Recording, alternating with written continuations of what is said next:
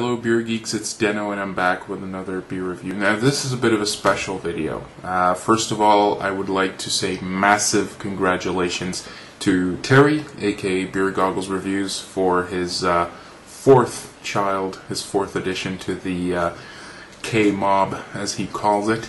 Yeah, I'm gonna do a beer in tribute of this guy because it was he was actually the first YouTube beer reviewer that I started watching on a somewhat regular basis because he kept on, pumping videos at a really, really good speed.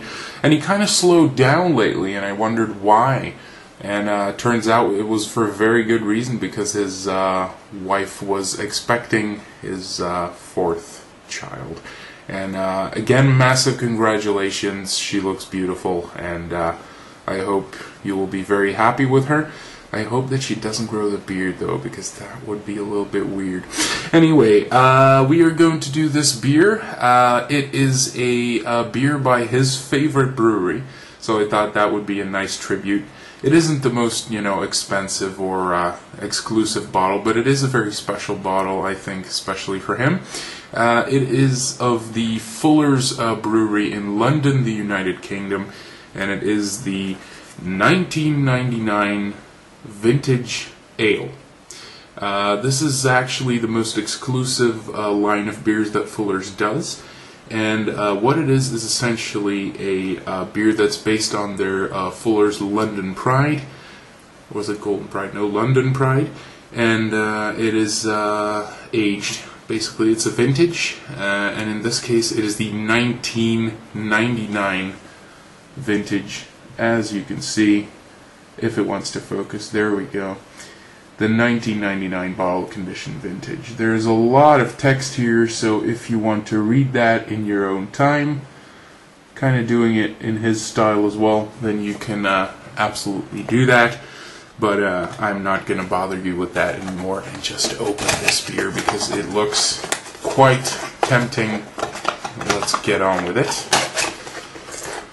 So he did this beer and was apparently quite disappointed with it. He did the 2011 vintage, I believe, and he wanted to age it for a couple of more years. So let's see what happens if you leave it out for no less than 13 years. We have bottle number 16,287 here of the Fuller's Vintage Ale 1999. Now what I understand from this is that there is always a slightly... Ooh, I already ripped the little sticker on the top of the crown here. Terry would kill me. Well,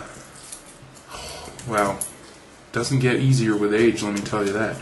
Apparently it's a slightly different brew every time, and with slightly different results. So from what I've heard, some of the brews are actually fresher despite being older for some reason, but we shall see.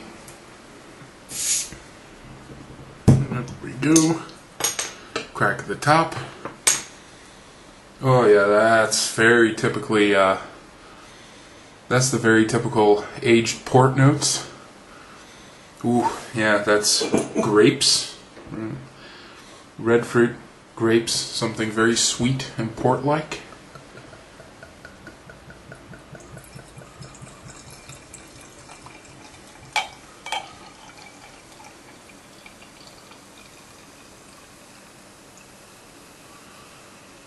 As you can see, that's very active carbonation, despite of its age. It looks quite light. Then again, so does the Golden Pride that it's based on, so no surprises there. Looks very cloudy and murky and very, very port-like off the nose. So that's basically your typical aged ale. That's what you'll see with a lot of these vintage ales. Is very huge port notes, grapes, and sugar. This is 8.5%, but I think might have gotten considerably boozier with age. Let's give it a taste.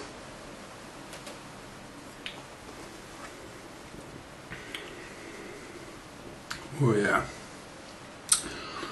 What you get is very, very aggressive sweetness, from the those port notes and that alcohol that's been so ripened and developed. Very aggressive, and I've had it a couple of times, and it's not necessarily my my thing, as they say.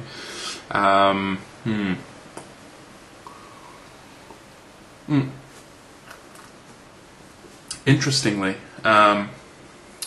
you get the hops still. Nice bitterness from apparently Champion hops.